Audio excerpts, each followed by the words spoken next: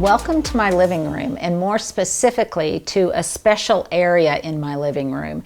This is my library table. I refer to it a lot in all of my videos because it's a really special place to me and I spend a lot of time here. I have most of the books that I'm fascinated with at the moment, whether they're gardening books or flower arranging books or history books. I keep them all here so that they are at the ready and I can open them and peruse them at any time.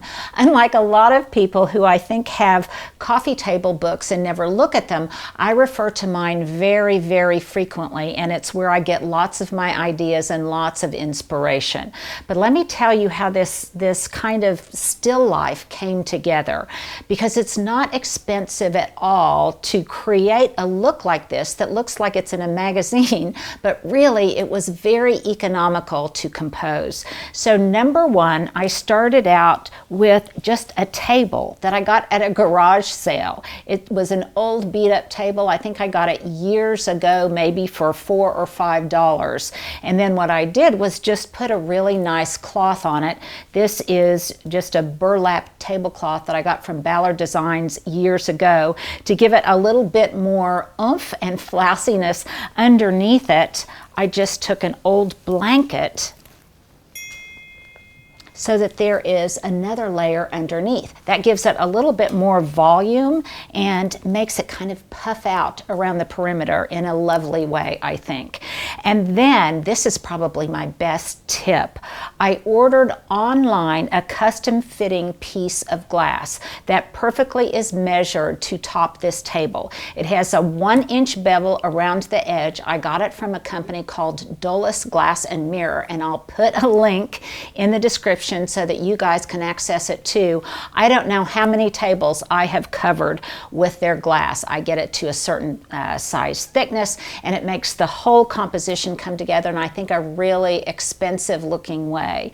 So there where I place all of my wonderful books, and then this beautiful arrangement. Now I always have some kind of massive arrangement, and as the months progress I'll show you all of the different looks that I can get, but whatever I put in the center as a centerpiece is always dramatic, and it is always seasonal, and it always is something that is large enough to make a statement. So in this case here, this is how this came together.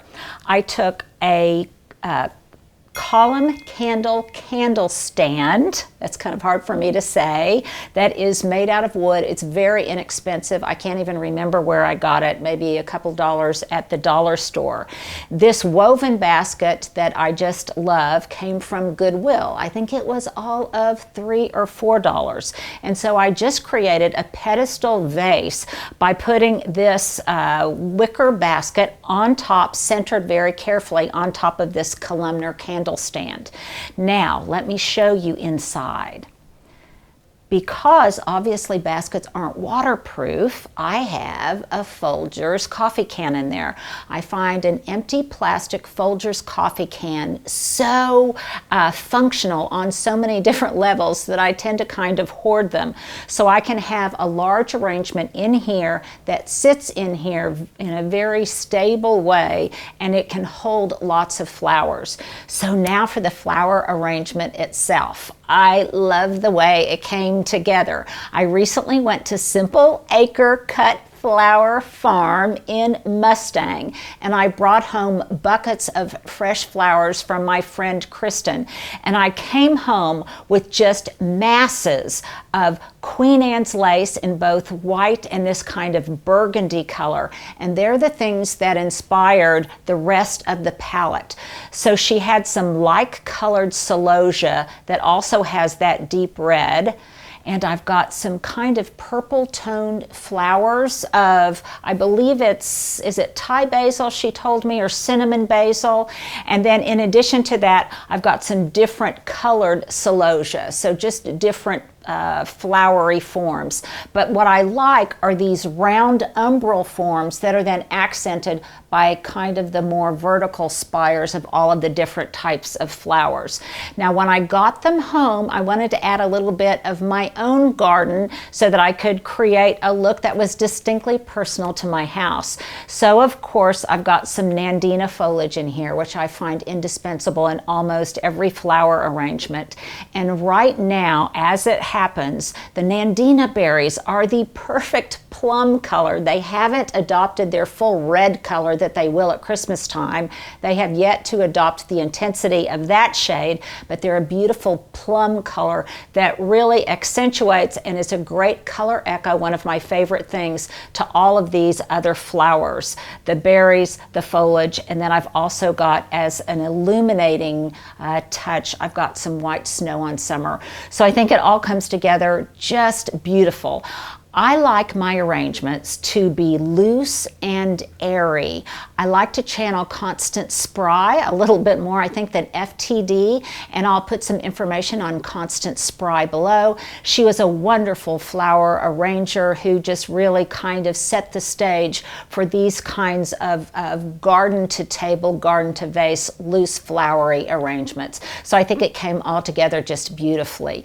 Now, as an additional touch, I sent tubs out because this is just not only the flower color of the season, but it's also the fruit color of the season. And I got some beautiful, intensely colored plums that are the exact hue and provides another color echo. So you may ask, do I really live like this? If you weren't here looking into my house, would it actually look like this? And I would say that 75% of the time, yes, it does look like this. Stuart, my photographer, is shaking his head.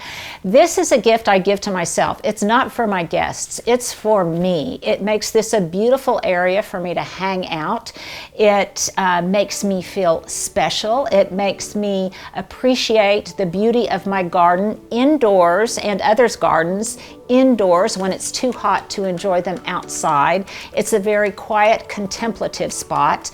This in the living room, especially in the winter time, is where I meditate in the morning, so I can light a candle and I am just surrounded by all of this beauty. So this is just a little snapshot into my living room and into my life. So I hope you'll copy some of these ideas and employ them in your own homes.